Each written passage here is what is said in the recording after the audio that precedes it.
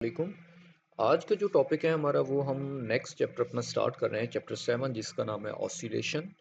और सबसे पहले हम देखते हैं कि ऑसिलेशन होती क्या है। तो जो मेन हमारा आज का लॉन्ग क्वेश्चन होगा वो टॉपिक है एसएचएम यानी simple harmonic motion and uniform circular motion. जो हम इसके बाद ये कुछ एक दो डेफिनेशन ओके करके उसके बाद हम वो टॉपिक आगे क्लियर करते हैं। तो नहीं जी, सबसे पहले देखते हैं हम ऑसिलेशन जनरेट कैसे होती है। तो ये देखें आपके सामने एक फिगर शो हो रही है। इस फिगर में देखें अगर तो आपके सामने एक मैथ स्प्रिंग सिस्टम जो है ना ये शो करवाया जा रहा है। मैथ स्प्रिंग सिस्टम जो है ये शो करवाया जा रहा है। इसमें देखें ये एक स्प्रिंग है। स्प्रिंग के एक एंड को रिजिड सपोर्ट के साथ फिक्स किया गया है, टाई कर दिया गया है एक एंड को, और स्प्रिंग के दूसरे एंड के साथ एक कोई ऑब्जेक्ट या कोई ब्लॉक है जिसका मैस m है उसे हमने अटैच कर दिया है, और ये फ्रिक्शन लेस सरफेस है। फ्रिक्शन लेस सरफेस के ऊपर दोनों मैस स्प्रिंग सिस्टम जो है ये लाई कर रहे हैं। अच्छा, अब यहाँ पे ये जो ऑब्जेक्ट है जिसका मैस m, ये जो ब्लॉक है, इसकी इस पोजीशन को O से रिप्रेजेंट किया जा रहा है, O से। यानी यहाँ पे उसको ये शो करवाया गया है कि इसका डिस्प्लेसमेंट जो है वो जीरो है। इसका डिस्प्लेसमेंट क्या है? जीरो। यानी ऑब्जेक्ट जो है, ये ब्लॉक जो है ये मूव नहीं कर रहा। तो जब ये मूव नहीं कर रहा है, इसका डिस्प्लेसमेंट जीरो है, तो इस पोजीशन को हम कहते हैं इसकी मीन पोजीशन या इक्विलिब्रियम पोजीशन। मीन पोजीशन और इक्विलिब्रियम पोजीशन। अच्छा, अब हमने इसको मूव करवाना है। तो मूव कैसे करेगा? जब हम इस पे कुछ फोर्स अप्लाई करेंगे। तो ले जी, हम एक्सटर्नल वे से हम इसके ऊपर फोर्स अप्लाई करते हैं। जब हमने इसके ऊपर फोर्स अप्लाई की तो अब ये अपनी मेन पोजीशन से यहाँ से ये डिस्प्लेस करेगा। तो देखिएगा ये इसकी मेन पोजीशन थी, ये वाली, ये जिसको ये वाली शो करवाया गया, ये इसकी मेन पोजीशन थी। जब हमने फोर्स अप्लाई की तो ये राइट साइड पे देखें इसने एक्स डिस्प्लेसमेंट कवर किया और ये एक नई पोजीशन इसके ऊपर आ गया। अब इस पोजीशन के ऊपर देखिएगा, ये इसकी एक्सट्रीम पोजीशन काउंट होती है। एक्सट्रीम, ये वाली इसकी मेन पोजीशन थी और ये वाली इसकी एक्सट्रीम। तो मेन पोजीशन से एक्सट्रीम पोजीशन तक जितना उसने डिस्प्लेसमेंट कवर किया, ये वाला, इसे हम कहते हैं मैक्सिमम डिस्प्लेसमेंट। तो ये जो ऑब्जेक्ट का maximum displacement from the main position होता है, इसको इसका एम्पलीट्यूड कहते हैं। एक्स उसका क्या है? यहाँ पे एक्चुअली उसका एम्पलीट्यूड है। अगर, और एम्पलीट्यूड को हम यहाँ पे रिप्रेजेंट करेंगे, माइंड में रखिएगा, एक्स नॉट से। एक्स नॉट यानी मैक्सिमम डिस्प्लेसमेंट। अगर एक्स इक्वल हो जाए एक्स नॉट के, तो देन हम उसे उसका क्या कहेंगे? वो एम्पलीट्यूड कहेंगे। नहीं जी, अब ये ऑब्जेक्ट जो था ये अपनी एक्सट्रीम पोजीशन पे आ गया। अब यहाँ से ये वापस जो है ये यहाँ पे एक्सट्रीम पोजीशन पे आ गया। अब हम यहाँ पर आकर इसे रिलीज करते हैं। जब ये रिलीज करते हैं तो ये क्या करेगा कि इसके ऊपर एक रिस्टोरिंग फोर्स एक्ट करेगी, और रिस्टोरिंग फोर्स की वजह से ये अगेन मीन पोजीशन की तरफ एक्ट करेगा। ये देखें, ये जो फोर्स का ये जो ऊपर एरो इंडिकेट कर रहा है, ये रिस्टोरिंग फोर्स को ये शो रिप्रेजेंट कर रहा है कि रिस्टोरिंग फोर्स की वजह से ये ऑब्जेक्ट जो है ये वापस जो है ये बैकवर्ड ये मूव कर रहा है। अच्छा, ये बैकवर्ड मूव कर रहा है, ये मेन पोजीशन के ऊपर आता है, लेकिन ये मेन पोजीशन के ऊपर इसकी मोशन स्टॉप नहीं होती। क्यों नहीं स्टॉप होती? एक्चुअली इनर्शिया की वजह से। इनर्शिया जो है ये इसे मूव करवाता है अगेन बैकवर्ड। इसकी मेन पोजीशन से भी बैकवर्ड इनर्शिया इसे लेके जाता है, और ये नेगेटिव डायरेक्शन में अपनी एक्सट्रीम पोजीशन पे जाता है। पॉजिटिव डायरेक्शन में उसकी ये एक्सट्रीम पोजीशन को ए से रिप्रेजेंट किया गया, ये इसकी पोजीशन को, और नेगेटिव डायरेक्शन में इसको बी पोजीशन से शो करवाया गया है। तो अब ये इनर्शिया की वजह से ये वापस बैकवर्ड मूव करता है और अपनी एक्सट्रीम पोजीशन बी तक जाता होता है। उस वक्त भी ये डिस्प्लेसमेंट एक्स कवर कर रहा होता है। अगर ये मैक्सिमम डिस्प्लेसमेंट कवर करेगा तो एक्स इक्वल हो जाएगा एक्स नॉट के, और उससे हम नाम क्या देंगे? एम्पलीट्यूड का नाम देंगे। तो ये देखिए, ये इनर्शिया की वजह से इधर आया, इसी तरह फिर इसके ऊपर रिस्टोरिंग फोर्स लगेगी, फिर ये इस तरह इधर मीन पोजीशन के ऊपर आएगा। तो ये मोशन देखें ना, तो ये इसकी टू एंड फ्रो मोशन हो रही है, टू एंड फ्रो। तो ये जो एक ऑब्जेक्ट की टू एंड फ्रो मोशन होती है उसे हम नाम क्या दे रहे होते हैं? कि उस वक्त जो ऑसिलेशन जनरेट हो रही होती हैं उसे उस वक्त कहते हैं ऑसिलेटरी मोशन कहते हैं, या वाइब्रेटरी मोशन कहते हैं, या यहाँ पे हम नाम देंगे पीरियोडिक मोशन का। तो पीरियोडिक मोशन एक पर्टिकुलर मोशन होती है जो कि उस वक्त हम ये टर्म यूज कर सकते हैं कि अगर ऑब्जेक्ट जो है ना अपनी मोशन वो रिपीट कर रहा हो। ऑब्जेक्ट की जो मोशन है अगर वो रिपीट हो रही है एक पर्टिकुलर ये कंटिन्यूस इंटरवल्स के बिटवीन, ऑब्जेक्ट की मोशन रिपीट हो रही हो, वो अगेन एंड अगेन वो रिपीट किए जा रहा हो अपनी मोशन को अपनी मेन पोजीशन के अराउंड, तो उसको हम नाम देते हैं पीरियोडिक मोशन का। तो यहाँ पर ये जो मोशन है ऑसिलेटरी मोशन होती है, या पीरियोडिक मोशन होती है, या वाइब्रेटरी मोशन होती है। और याद रखिए, ये जो ऑसिलेटरी मोशन होती है, ऑसिलेटरी मोशन के केस में जो इसकी वेव फॉर्म बनती है उसे साइन वेव कहते हैं। जिस तरह ये आपके सामने एक फिगर शो करवाई जा रही है, इसमें देखिए कि इसकी वेव फॉर्म शो करवाई जा रही है जो कि साइनसॉइडल वेव फॉर्म है, साइन वेव बन रही है, जिसमें एक पॉजिटिव साइकिल है ये वाला, और ये एक नेगेटिव साइकिल है आगे, एक पॉजिटिव साइकिल और एक नेगेटिव साइकिल। अब यहाँ से देखिए तो एक एक वेव फॉर्म जो होती है, ये एक साइकिल जो होता है, इसे साइकिल भी कहते हैं। एक साइकिल का जो टाइम पीरियड होता है वो टी होता है, ये कैपिटल टी, ये उसका टाइम पीरियड है। तो ये जो उसका हाफ साइकिल है, हाफ साइकिल में एक टाइम पीरियड कितना हो जाएगा, t/2 हो जाएगा। कंप्लीट साइकिल का t है तो हाफ साइकिल कितना हो जाएगा, t/2। और अगर इस हाफ का भी अगर बात करें यानी क्वार्टर पार्ट की बात करें तो वो कितना हो जाएगा, t/4। तो ये t/4 हुआ। t/4 में हमने फिर अगेन t/4 ऐड किया तो यहाँ तक t/2 बन गया। t/2 में फिर t/4 ऐड करें तो ये बन जाएगा 3t/8 बन जाएगा। इस तरह फिर उसमें t/4 ऐड करें तो आगे ये t इस तरह बनता जाएगा। तो ये आपको ये भी पॉइंट समझ आ गया यहाँ पे कि यहाँ पर जो वेव फॉर्म बन रही होती है वो कौन सी होती है, यहाँ पर साइनसॉइडल वेव फॉर्म बन रही होती है। लेकिन जी तो अब मैं अपना टॉपिक प्रॉपर स्टार्ट कर रहा हूँ कि SHM and uniform circular motion, simple harmonic motion and uniform circular motion. इस टॉपिक में आप लोगों ने करना क्या है, इस टॉपिक में देखें तो इसके दो नाम आ रहे हैं, एक तो एसएचएम आ रहा है और एक जो है वो यूनिफॉर्म सर्कुलर मोशन आ रहा है।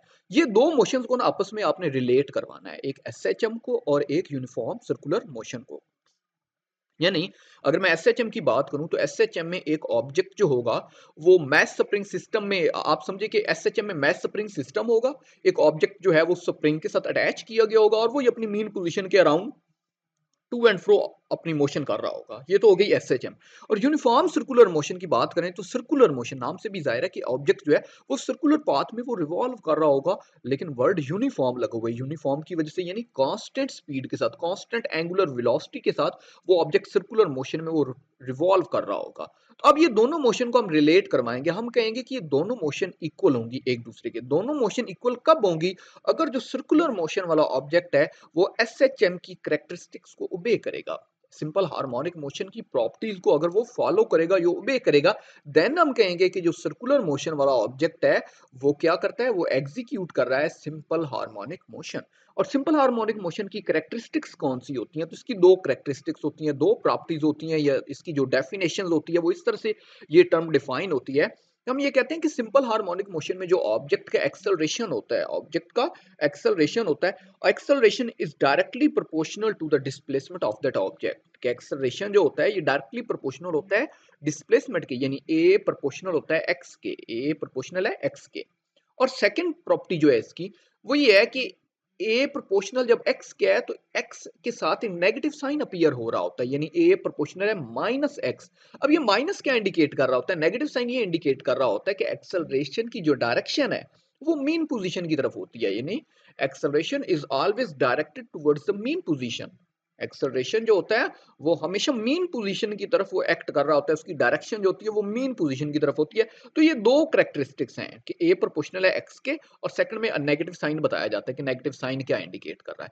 अगर तो ये दो कैरेक्टरिस्टिक्स सर्कुलर मोशन वाले ऑब्जेक्ट ने फॉलो की तो देन हम कहेंगे कि यूनिफॉर्म सर्कुलर मोशन में जो ऑब्जेक्ट रिवॉल्व की, जो वो सर्कुलर मोशन में रिवॉल्व किए जा रहा है, वो ऑब्जेक्ट जो है वो एग्जीक्यूट कर रहा है सिंपल हार्मोनिक मोशन को। लेकिन जी देखें तो आपके सामने यहाँ पे इसी तरह ये एक फिगर को मैं शो करवा रहा हूँ, इसमें हम दोनों मोशंस को रिलेट करवाते हैं।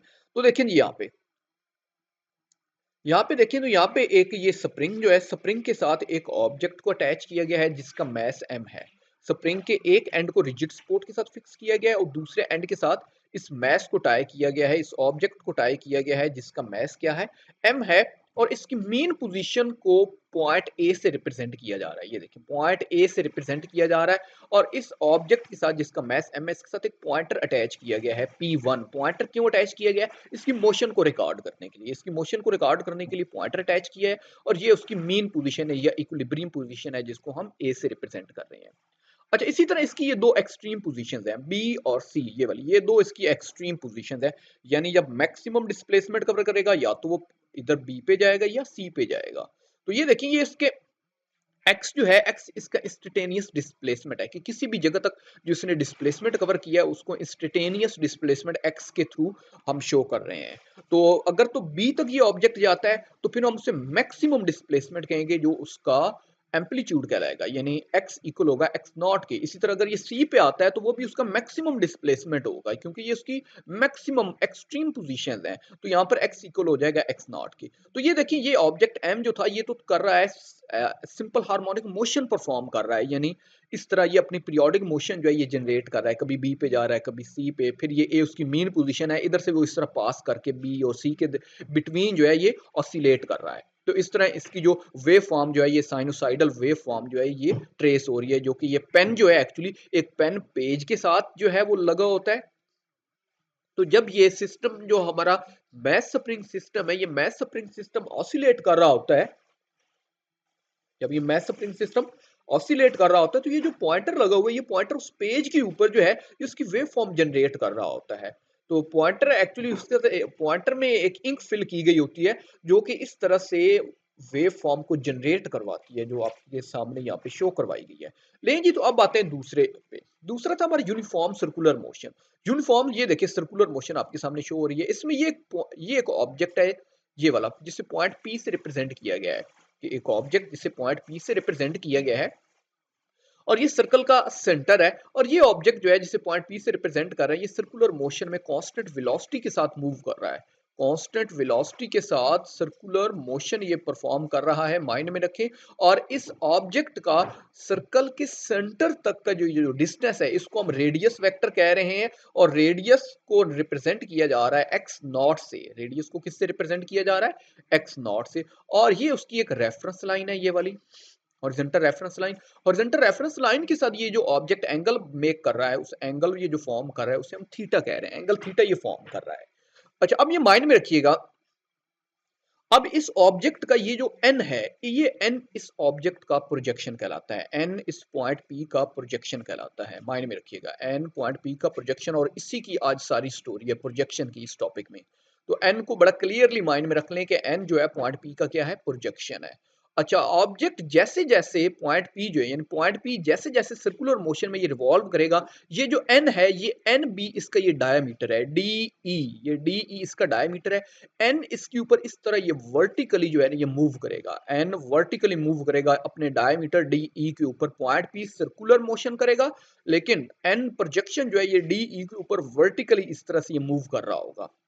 तो एन एन की जो मीन पोजीशन है वो ओ है, माइंड में रखें। यानी जब टाइम जीरो होगा तो एन ओ के ऊपर होगा। और इसी तरह ये जो पॉइंट पी है, जब टाइम जीरो होगा उस वक्त पॉइंट पी ओ वन के ऊपर होगा। तो पॉइंट पी की मीन पोजीशन ओ वन है और प्रोजेक्शन की मीन पोजीशन क्या है? ओ है। इसी तरह अगर टाइम जब ग्रेटर देन जीरो होता है तो ये प्रोजेक्शन जब मूव करता है तो उस वक्त जो डिस्प्लेसमेंट होगा, इंस्टेंटेनियस डिस्प्लेसमेंट, उसे एक्स से रिप्रेजेंट किया गया है। इंस्टेंटेनियस डिस्प्लेसमेंट को किससे रिप्रेजेंट किया जा रहा है? एक्स से रिप्रेजेंट किया जा रहा है। तो अब जरा माइंड में रखिएगा। अब हमने ना ये जो मैस है, ऑब्जेक्ट जिसका मैस m है, इसने अपनी बी सी के ऊपर इस तरह से ऑसिलेट करना है, बी और सी पर ऑसिलेट करना है। तो एन ने डी और ई पर ऑसिलेट करना है। तो ये दो मोशन जो है ना ये एक दूसरे के पैरेलल होंगी। ये दो मोशन एक दूसरे के यानी जब ये मैस m बी पे जाएगा तो एन डी के ऊपर होगा। जब ये मैस m सी के ऊपर होगा तो जो प्रोजेक्शन है वो ई के ऊपर होगा। जब ये मैस m मीन पोजीशन ए के ऊपर होगा तो एन जो है वो अपनी मीन पोजीशन ओ पर होगा। तो ये हम देखेंगे कि दोनों मोशन एक दूसरे के साथ एक किस्म की सिंक्रोनाइज हो चुकी है, यानी सेम बिहेव करेंगी।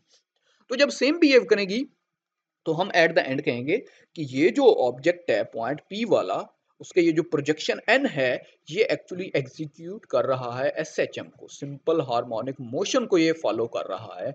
लेकिन सिंपल हार्मोनिक मोशन की ये कोई भी ऑब्जेक्ट अगर फॉलो करे एसएचएम को तो स्ट्रिक्टली उस वक्त होगा जब हम कहेंगे कि वो तो उसकी दो प्रॉपर्टीज को ओबे करे। कौन कौन सी? कि एक्सेलरेशन डिस्प्लेसमेंट के डायरेक्टली प्रोपोर्शनल हो और एक्सेलरेशन की जो डायरेक्शन है वो directed towards the mean position हो। यानी अगर इस एन का प्रोजेक्शन का एक्सेलरेशन देखेंगे तो उसकी डायरेक्शन ओ की तरफ होगी, मीन पोजीशन की तरफ। इसी तरह एम का अगर एक्सेलरेशन देखें तो उसकी जो डायरेक्शन है वो ए की तरफ होगी। तो ए इसका तो हमें बड़ा क्लियरली पता है कि ये तो एस एच एम है।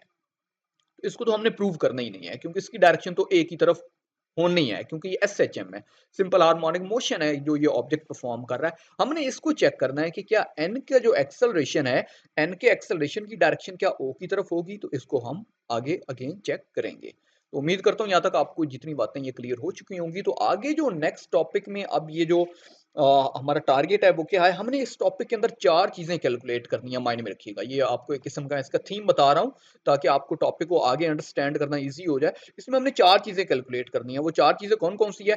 पहली जो चीज है वो आप लोगों ने जो कैलकुलेट करना है इसमें, वो डिस्प्लेसमेंट फाइंड करना है इस प्रोजेक्शन का, डिस्प्लेसमेंट ऑफ प्रोजेक्शन एन। पहले पे क्या चीज फाइंड करनी है? Displacement of projection N. Second पे आपने इसकी इंस्टेंटेनियस वेलोसिटी फाइंड करनी है, इंस्टेंटेनियस वेलोसिटी फाइंड करनी है। थर्ड पॉइंट के ऊपर किसकी? भला एन की, माइंड में रखिए। इंस्टेंटेनियस वेलोसिटी ऑफ जितनी चीजें कैलकुलेट करनी है प्रोजेक्शन की करनी है। पहले पे क्या फाइंड करना है? डिस्प्लेसमेंट। दूसरे पे इंस्टेंटेनियस वेलोसिटी। थर्ड पे आपने एक्सेलरेशन देखना है, इसका एन का एक्सेलरेशन वो कैलकुलेट करना है, और फोर्थ पॉइंट पे हम इसका फेज एंगल देखेंगे। तो ये चार चीजें आप लोगों ने बारी बारी कैलकुलेट करनी है, और देन हम कहेंगे कि जब एट द एंड हम एक्सेलरेशन देखेंगे ना, तो एक्सेलरेशन ओबे कर रहा होगा वो सिंपल हार्मोनिक मोशन वाली प्रॉपर्टीज को, तो देन हम कहेंगे कि इस सर्कुलर मोशन में जो प्रोजेक्शन होता है ये एग्जीक्यूट कर रहा है सिंपल हार्मोनिक मोशन। तो लें ये देखें, तो इसमें एक इंपॉर्टेंट एमसीक्यूज जो होता है कि सिंपल हार्मोनिक मोशन का जो ग्राफ होता है, ये जो वेव फॉर्म होती है वो किस शेप में होती है, तो वो साइनोसाइडल वेव फॉर्म में होती है। ये मैं पहले भी बता चुका हूँ। ये देखिए, इसे साइन वेव कहते हैं या साइनोसाइडल वेव कहते हैं। अब ये देखिए यहाँ पे इस साइन वेव को देखें, तो आपको पता है कि यहां से लेके यहां तक एक कंप्लीट साइकिल है, कंप्लीट साइकिल, और यहां तक इसका हाफ साइकिल हो गया। तो हाफ साइकिल का ये जो जितना होता है, इसे पाई कहते हैं, 0 से लेके 180 तक ये वेव फॉर्म होती है हाफ साइकिल, तो इसको हम पाई कह रहे हैं। इस हाफ का भी हाफ करें तो वो पाई बाय 2 हो जाएगा, यानी ये पाई बाय 2, पाई बाय 2 में फिर पाई बाय 2 ऐड करें तो ये पाई बनेगा, पाई में फिर पाई बाय 2 ऐड करें तो ये 3 पाई बाय 2 बनेगा, 3 पाई बाय 2 में फिर पाई बाय 2 ऐड करें तो 2 पाई बनेगा। इसी तरह 2 पाई में अगर पाई बाय 2 ऐड करें तो 5 पाई बाय 2 बनेगा, 5 पाई बाय 2 में फिर अगेन पाई बाय 2 ऐड करें तो वो 3 पाई बनेगा। तो होप्स हो कि आपको ये चीज जो है ये क्लियर हो चुकी होगी। तो लें जी, अब हम इसको आगे स्टार्ट करते हैं। तो अभी तक मैंने आपको बताया है कि हमने एसएचएम और यूनिफॉर्म सर्कुलर मोशन को रिलेट करवाना है। तो ये सारी बातें, अब इसमें आपने इस तरह भी आपसे क्वेश्चन पूछा जा सकता है कि prove that the projection of uniform circular motion has SHM। तो ये सारी स्टोरी मैं आपको बता चुका हूँ। अगेन जरा थोड़ा सा मैं इसको रिव्यू करवा देता हूँ आपको। Consider an object of mass m, इसकी बात हो रही थी, attached it with one of a spring, spring के एक एंड के साथ अटैच किया गया, and spring is suspended vertically, ये देखिए स्प्रिंग को वर्टिकली सस्पेंड करवाया गया। Now the mass is pulled down, इस मैस को डाउनवर्ड पुल किया गया, एंड देन रिलीज, फिर छोड़ा गया है। Then the mass starts vibrating with simple harmonic motion with time period t having frequency f and amplitude x naught। कि ये जो मैस है ये ऑसिलेट करना स्टार्ट कर देगा, सिंपल हार्मोनिक मोशन जो है वो परफॉर्म करना शुरू कर देगा। टाइम पीरियड टी होगा, फ्रीक्वेंसी एफ होगी, एम्पलीट्यूड एक्स नॉट होगा। The motion of mass is indicated along the line B C, ये बी और सी, इसकी मोशन को बी और सी लाइन इंडिकेट करवा रही हैं, विच आर एक्सट्रीम पोजीशंस, जो कि क्या है, एक्सट्रीम पोजीशन है। से ए इज द मीन पोजीशन, ए क्या है, उसकी मीन पोजीशन है ऑफ मैस एम, जब टाइम क्या होगा, 0 होगा। तो ये सारी बातें मैं आपको बता चुका हूं। इसी तरह आगे ये बताया जा रहा है, and the mass is moving between two extreme position B and C, mass move कर रहा है एक्सट्रीम पोजीशन बी और सी, और direction of mass is directed towards the mean position A. आपको पहले भी बता चुका हूं, इसकी जो डायरेक्शन होनी है वो directed towards the mean position होगी, इस ए की तरफ होगी इधर। कब भला, टी बाय 4 पर, टी बाय 2 पर, 3 T by 4 and T respectively, यानी इनकी बात हो रही है। ये जो ऊपर इनकी मैं बात कर चुका था कि T by 4, T by 2, 3 T by, ये सारी स्टोरी यही है, इनकी बात हो रही है। Anterior, then the mass will complete one vibration, तो इस तरह मैस जो है अपनी एक वाइब्रेशन या एक साइकिल कंप्लीट करेगा, जो कि अभी मैंने आपको फिगर दिखाई है, शो करवाई है, with amplitude of vibration X naught is equal to A B, यानी इसकी बात हो रही है यहाँ से लेके यहाँ तक, ये उसका एम्पलीट्यूड है, इसे एक्स नॉट कहते हैं। इस तरह ए से लेके सी तक ये भी एम्पलीट्यूड है, जिसे हम एक्स नॉट कहते हैं। ए बी और X naught is equal to A C. ये तो एस एच एम हो गई। अब आगे वो सर्कुलर मोशन वाला सीन आ जाता है कि नाउ कंसिडर अनदर ऑब्जेक्ट। अब हम एक और ऑब्जेक्ट को कंसिडर करते हैं, तो वो जरा देखिएगा कि दूसरे ऑब्जेक्ट को जो हम कंसिडर कर रहे हैं, another object P which is moving along a circular path of radius R, इसकी बात हो रही है कि इस P ये जो मूव कर रहा है सर्कुलर पाथ में, रेडियस R है, जिस रेडियस को नाम क्या दिया गया, x नॉट का, R is equal to x naught, having uniform angular velocity omega. Uniform angular velocity से वो क्या कर रहा है, वो वहां पे मूव कर रहा है, और एंगुलर वेलोसिटी को हम रिप्रेजेंट किससे कर रहे हैं, ओमेगा से रिप्रेजेंट कर रहे हैं।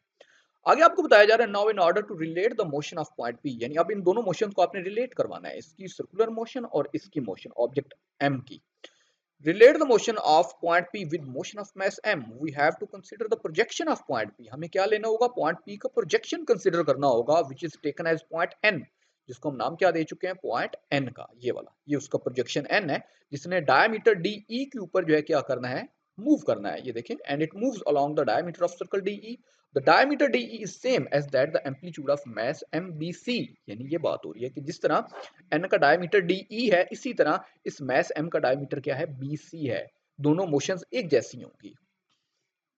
तो ये देखें, ये सारी बातें मैं आपको पहले ही सारी डिफाइन करवा चुका हूँ, क्लियर कर चुका हूँ। तो लें जी, मैंने आपको 4 टारगेट बताए हैं कि पहला जो है ना, पहले को फाइंड आउट करते हैं, वो आपका डिस्प्लेसमेंट निकालना है, किसका? प्रोजेक्शन एन का। तो ये देखें, डिस्प्लेसमेंट ऑफ प्रोजेक्शन कैसे कैलकुलेट करना है, ये देखें, डिस्प्लेसमेंट ऑफ प्रोजेक्शन।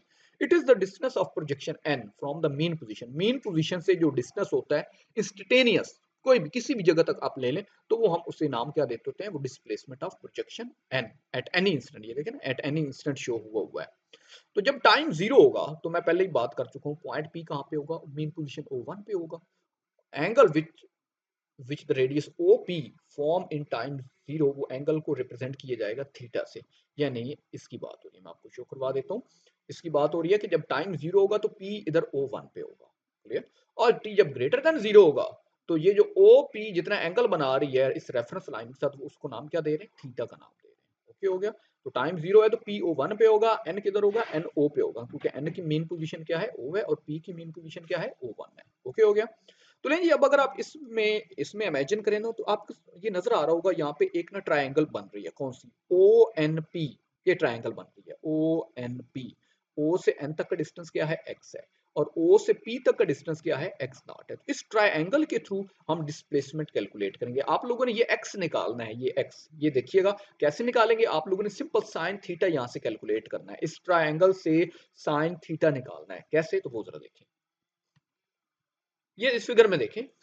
ये फिगर आपको वही उस सर्कुलर मोशन से एक्सट्रैक्ट की गई है। ओ एन पी, ओ से लेके एन तक ये डिस्प्लेसमेंट एक्स है, और यही आपने कैलकुलेट करना है एक्स। ओ से पी तक ये रेडियस है, जिसको आपने एक्स नॉट से शो करवाया था, और ये वो एंगल थीटा फॉर्म हो रहा है, क्लियर? तो law of angle of triangle ये कहता है, आप लोगों ने ऑलरेडी मैट्रिक में ये एक लॉ पढ़ा होता है कि जितना एंगल ये बन रहा होता है, उतना ही एंगल ये बनता है। तो ये अगर एंगल थीटा है, तो वो भी एंगल क्या होता है? थीटा होता है। लेकिन जो सिंपल आप लोगों ने साइन थीटा यहाँ से इस ट्राइंगल का लेना है। तो ये देखिए, साइन थीटा जो है, क्योंकि आपने एक्स निकालना है, साइन थीटा इक्वल होता है perpendicular by hypotenuse. Sign theta equal किसके होगा? Perpendicular by hypotenuse. तो परपेंडिकुलर देखें, एंगल के सामने वाला परपेंडिकुलर क्या है? ये एक्स है। ये परपेंडिकुलर हो गया एक्स। और हाइपोटेनस क्या होगा? अब देखें, अगर ये परपेंडिकुलर है, तो ये बेस है। अब आपको कैसे पता चला ये बेस है? क्योंकि एक एंगल ये बन रहा है, और यहाँ पे एक एंगल 90 का ये बन रहा है। तो जिस लाइन के साथ डबल एंगल बने, उसे क्या कहते हैं? बेस कहते हैं। तो इधर डबल एंगल बन रहा है, एक 90 का, और ये एंगल थीटा। तो ये तो हो गई बेस, और ये एंगल के सामने वाला परपेंडिकुलर। और ये जो तीसरी लाइन है, ये क्या है? ये हाइपोटेनस है। तो मैंने कहा साइन थीटा इक्वल है परपेंडिकुलर बाय हाइपोटेनस। तो परपेंडिकुलर एक्स है, या ओ एन, पॉइंट फॉर्म में O N divided by OP। ON की वैल्यू क्या है? X, और OP की वैल्यू क्या है? X not. तो X बाय X नॉट। तो आप लोगों ने जो कि X को इवेल्युएट करना है, तो X इक्वल हो जाएगा किसके? X naught. Sine theta X not यहाँ पे डिवाइड हो रहा था, इधर जाके मल्टीप्लाई हो गया। तो हमारे पास क्या यहाँ तक आ गया? X is equal to X naught sine theta. अब आपको पता है कि थीटा जो है, थीटा किसकी इक्वल होता है? थीटा जो इक्वल होता है, थीटा हमारे पास, theta is equal to omega T.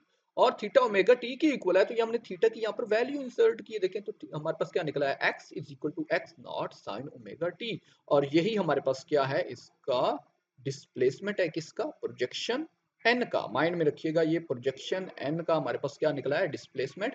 और किसकी इक्वल है? X is equal to X naught sine theta, या X is equal to X naught sine omega T के। अब ये रिजल्ट माइंड में आप लोगों ने रखना है। अब इससे नेक्स्ट जरा देखिएगा।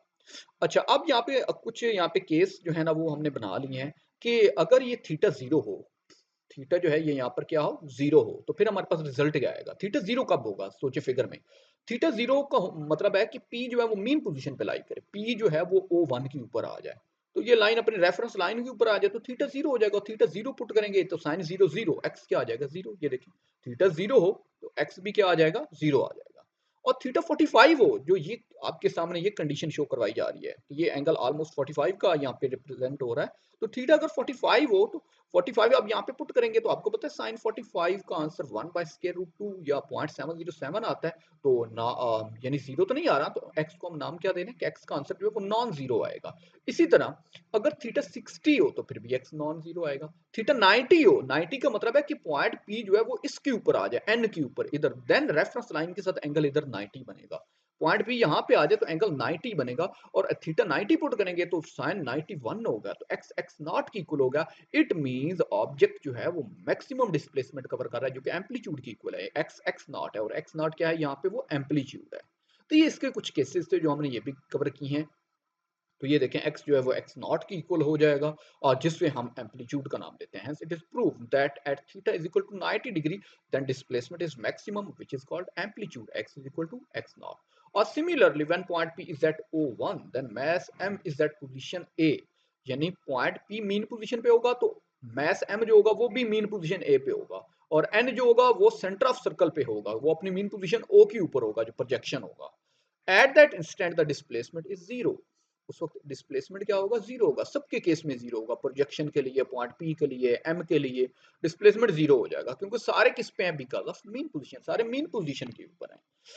And when point P complete half revolution, जब वो हाफ रेवोल्यूशन कंप्लीट कर लेता है यानी 180 तक, हाफ फुल रेवोल्यूशन नहीं, फुल रेवोल्यूशन होगा 360 का, हाफ रेवोल्यूशन के मीन 180 तक का। अगर मैं सर्कल की बात करूं, सर्कल में 180 तक उसने कंप्लीट कर लिया, then N also complete half vibration, N अपनी हाफ वाइब्रेशन कर चुका होगा, थीटा उसका कितना होगा 180, तो साइन 180, साइन जीरो भी जीरो होता है और साइन 180 भी जीरो होता है। जब आप ये पुट करेंगे यहाँ पे तो देखें एक्स का आंसर हमारे पास क्या आया, एक्स का आंसर अगेन क्या आ गया, जीरो आ गया। तो इट मींस चाहे 270 हो, चाहे 360 हो, चाहे 180 हो, तो we have different displacement, the phase also has a relation with circular motion which is an aspect of simple harmonic motion. लेकिन जी एक चीज, एक टारगेट तो हमने कैलकुलेट कर लिया, अब हम अपना सेकंड टारगेट जो है ना वो कैलकुलेट करते हैं। और सेकंड टारगेट हमारा क्या है कि हमने इंस्टेंटेनियस वेलोसिटी निकालनी है, और किस चीज की, वो भी प्रोजेक्शन की, प्रोजेक्शन एन की हमने क्या कैलकुलेट करनी है, इंस्टेंटेनियस वेलोसिटी कैलकुलेट करनी है। तो वो कैसे करनी है जरा वो देखिएगा, आपके सामने यहाँ पे एक मैं फिगर शो करवा रहा हूँ, ये देखिए इस फिगर में बड़ा क्लियरली, ये वो पॉइंट पी है जो सर्कुलर मोशन में इस तरह से रिवॉल्व किए जा रहा है, इसका प्रोजेक्शन ये एन है, एन इस तरफ वर्टिकली जो है ये अपने डायमीटर डी ई के ऊपर इस तरह से ये मूव करता होता है। क्लियर हो गया यहाँ तक। और पॉइंट पी का सेंटर ऑफ द सर्कल से जो रेडियस है उसे एक्स नॉट कहा था। क्लियर। और एंगल कितना बन रहा था, थीटा बन रहा था, which is equal to, theta is equal to omega T के इक्वल था। लेकिन जी अब आप लोगों ने वेलोसिटी निकालनी है प्रोजेक्शन एन की, जिसे मैं नाम लूंगा वी एन का, नाम क्या देना है, वी एन, ये वाली, ये वेलोसिटी निकालनी है वी एन ये वाली। अब ये कैसे निकालनी है, याद रखिए जो प्रोजेक्शन की वेलोसिटी है ना वो डिपेंड कर रही है इस पॉइंट पी की वेलोसिटी के ऊपर। प्रोजेक्शन की, गौर से जरा सही तवज्जो से ये जरा समझिएगा इस पॉइंट को, कि प्रोजेक्शन की वेलोसिटी वी एन डिपेंड कर रही है पॉइंट पी की वेलोसिटी, और पॉइंट पी की वेलोसिटी को हम वी पी कह रहे हैं, वी पी, जो कि अलोंग द टेंजेंट होती है, ये लीनियर वेलोसिटी है, क्योंकि आपको पता है सर्कुलर मोशन में हर जगह के ऊपर वेलोसिटी जो है उसकी डायरेक्शन चेंज हो रही होती है। डायरेक्शन चेंज इस वजह से हम कहते हैं कि इस जगह के ऊपर टेंजेंट ये वाला बन रहा है, टेंजेंट हमेशा रेडियस के ऊपर परपेंडिकुलर होता है। ये देखें, ये टेंजेंट इस रेडियस के ऊपर परपेंडिकुलर एंगल 90 का बन रहा है इधर। इसी तरह आप यहाँ पे देखें तो ये वेक्टर इधर बनेगा, यहाँ पे देखें तो ये वेक्टर इधर बनेगा, यहाँ पे देखें तो इधर। तो ये टेंजेंट यानी हर जगह पे पॉइंट पी की वेलोसिटी की डायरेक्शन चेंज हो रही है लेकिन स्पीड सेम रहेगी, यानी मैग्नीट्यूड सेम रहेगी। तो देखें जी, मैंने बात की कि आपने वेलोसिटी निकालनी है प्रोजेक्शन की, जो कि डिपेंड किसके ऊपर कर रही है, जो कि पॉइंट पी की वेलोसिटी के ऊपर डिपेंड कर रही है, और पॉइंट पी की वेलोसिटी को हम नाम क्या दे रहे हैं, वीपी का नाम दे रहे हैं। तो नहीं जी, आपको ये निकालने के लिए ना, वी एन निकालने के लिए वीपी निकालना पड़ेगा पहले। वी एन निकालने के लिए क्या निकालना पड़ेगा, वीपी। और वीपी कैसे निकालेंगे, आपको पता है लीनियर वेलोसिटी का एंगुलर वेलोसिटी के साथ रिलेशन क्या होता है, चैप्टर 5 में आप लोग पढ़ के आ रहे हैं। वी इक्वल होता है आर ओमेगा, वी इक्वल है आर ओमेगा। तो मैं कैसे लिखूंगा, मैं ये कहूंगा VP is equal to R omega, VP is equal to R omega. और आर यहाँ पर क्या है, रेडियस क्या है, रेडियस को हम एक्स नॉट कह चुके हैं, तो मैं लिख सकता हूँ VP is equal to X not omega. ये देखिए, वीपी इक्वल हो गया आर ओमेगा के, और आर इक्वल है चूंकि एक्स नॉट के, तो इक्वल हो गया वीपी इक्वल हो गया एक्स नॉट ओमेगा। ये तो पॉइंट पी की वेलोसिटी निकाली, लेकिन हमारा ऑब्जेक्टिव जो है, हमारा जिससे लेन देन है वो तो एन से है, प्रोजेक्शन से है। हमने प्रोजेक्शन की वेलोसिटी निकालनी है वी एन, लेकिन मैंने बात की कि वी एन डिपेंड कर रहा है वीपी के ऊपर, तो वीपी हमने पहले निकाल लिया है।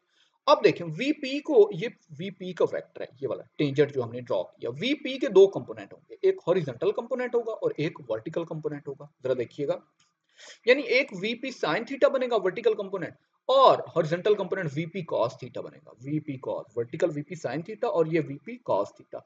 अब क्वेश्चन ये राइज करता है यहाँ पे कि थीटा यहाँ पे कितना है, ये जो आपके सामने शो हो रहा है थीटा यहाँ पे 90 माइनस थीटा है, लेकिन ये कैसे आता है जरा समझिएगा, कि थीटा मैं कह रहा हूं इस ट्राइंगल में, जो ये मेरी ट्राइंगल बन रही है ये वाली एन पी, और इसको कोई नाम दे दें इस पॉइंट को एन पी, ये वाली ट्राइंगल, इसमें ये वी पी हाइपोटेनस है।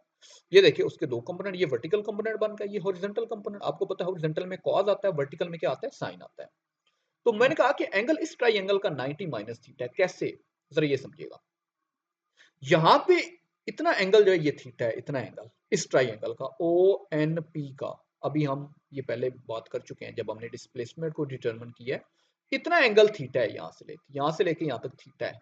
लेकिन इस टेंजेंट का इस तक कितना है, इस टेंजेंट का यहां से 90 है, ये वाला, ये एंगल ये वाला ये 90 है, और इतना थीटा है। मुझे ये चाहिए, ये जस्ट इतना, ये वाला मुझे चाहिए।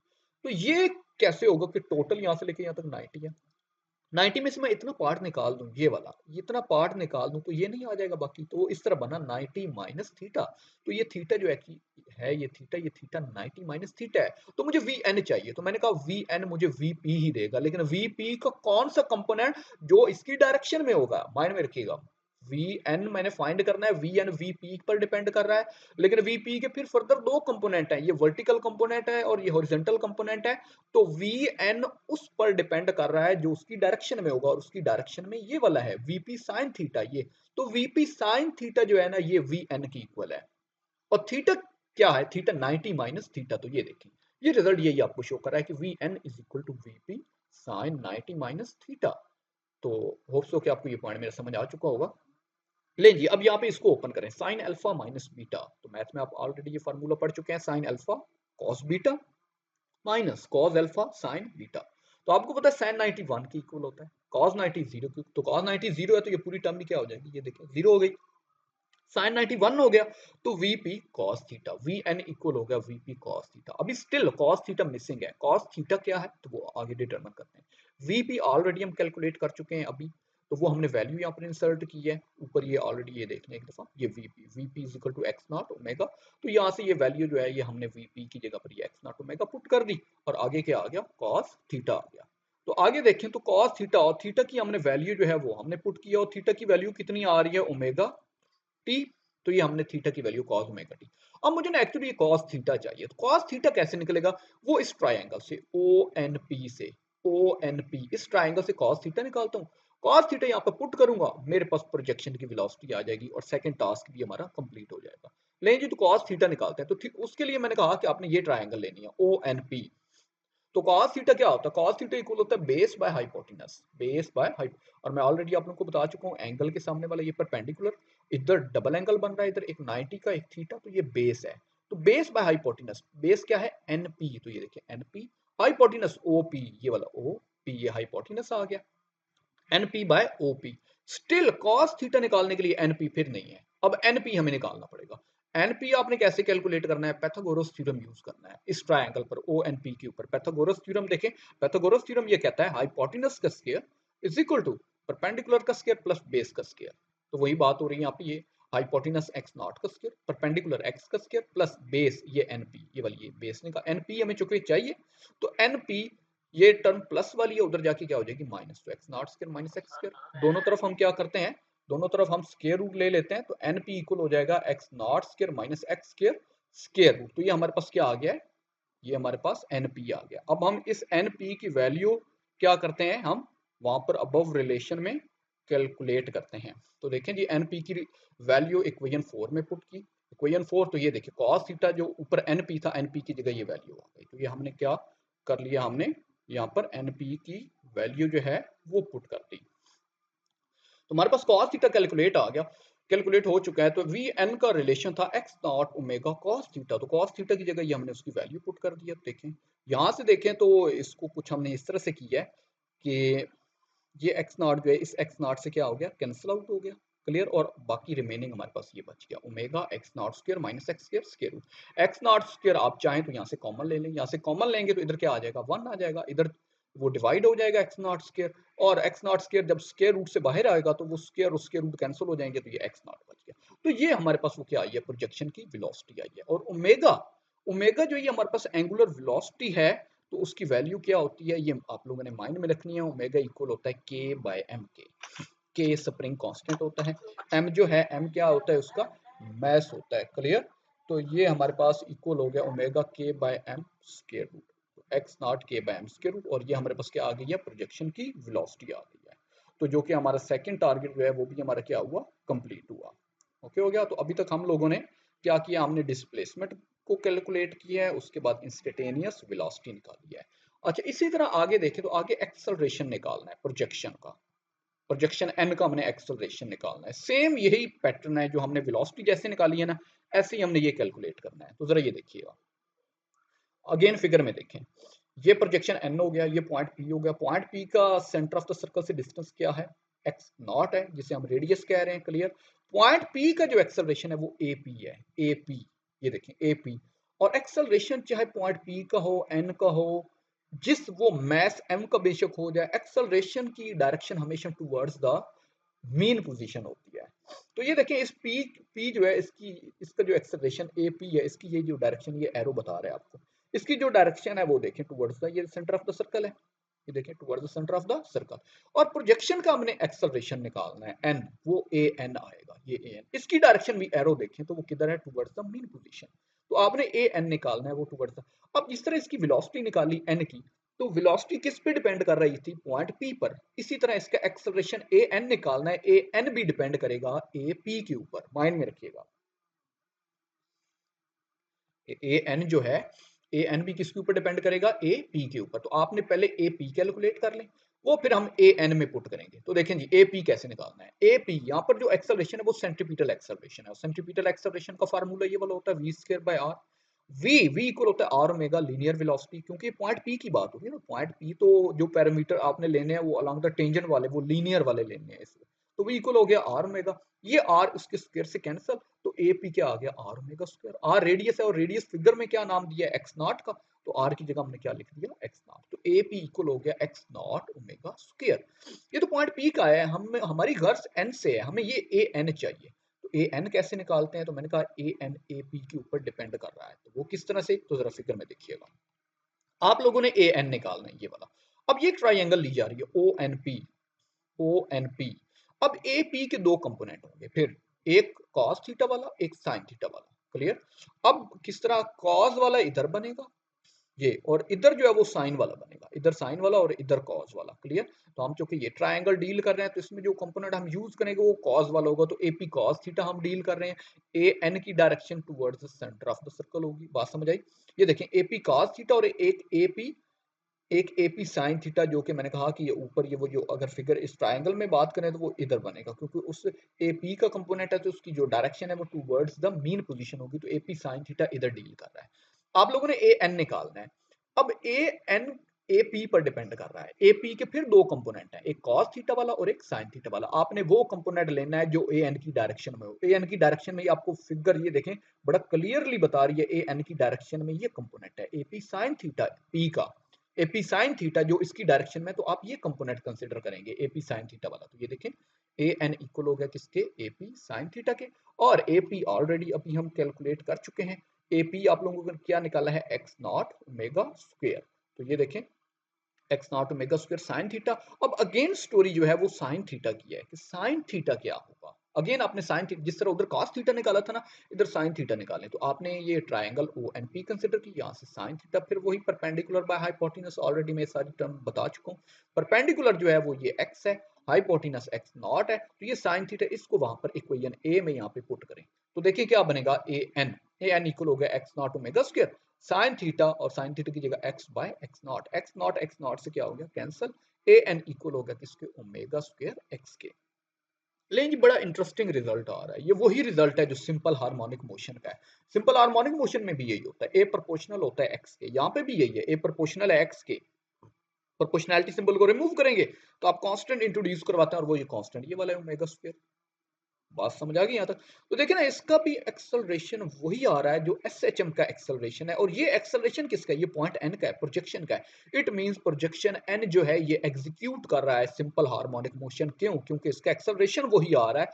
और यहाँ पे हम एक नेगेटिव साइन लगाते हैं, क्यों, क्योंकि इसकी डायरेक्शन जो थी वो टूवर्ड्स द मेन पोजीशन थी। ये देखें ना फिगर में, देखें ए एन, ऊपर अबव फिगर में देख लें, ए एन की जो डायरेक्शन है वो टुवर्ड्स द मीन पोजीशन है। तो अब हम इसके साथ एक नेगेटिव साइन इंट्रोड्यूस करवाते हैं। ये देखिए, ए एन प्रोपोर्शनल हो गया माइनस एक्स के, प्रोपोर्शनैलिटी सिंबल हमने इंट्रोड्यूस करवा चुके हैं, कांस्टेंट को हमने रिप्लेस किया प्रोपोर्शनैलिटी सिंबल से। तो नेगेटिव साइन क्या इंडिकेट कर रहा है, नेगेटिव साइन यही इंडिकेट कर रहा है कि जो प्रोजेक्शन का जो एक्सेलरेशन है, इसकी जो डायरेक्शन है वो towards the centre of the circle है। ओके हो गया। तो अभी तक हमने क्या कैलकुलेट किए हैं? अभी तक हमने इसमें एक चीज़ देखी है कि सबसे पहले हमने डिस्प्लेसमेंट कैलकुलेट किया इसके टारगेट में, फिर हमने इंस्टेंटेनियस वेलोसिटी प्रोजेक्शन की निकाली, उसके बाद हमने एक्सेलरेशन निकाला है प्रोजेक्शन का। तो लें जी, ये लेक्चर मैं इधर ही वाइंड अप कर रहा हूँ। बाकी इसके जो रिमेनिंग पोर्शन है फेज एंगल वाला, वो हम इंशाल्लाह नेक्स्ट टॉपिक में कैलकुलेट ओके कर लेंगे। उम्मीद करता हूँ इतना लेक्चर आपको क्लियर हो चुका होगा। तो फिर भी अगर आपको कोई क्वेश्चन हो तो कमेंट सेक्शन में आप ड्रॉप कर दीजिएगा। ओके जी, अल्लाह हाफिज़।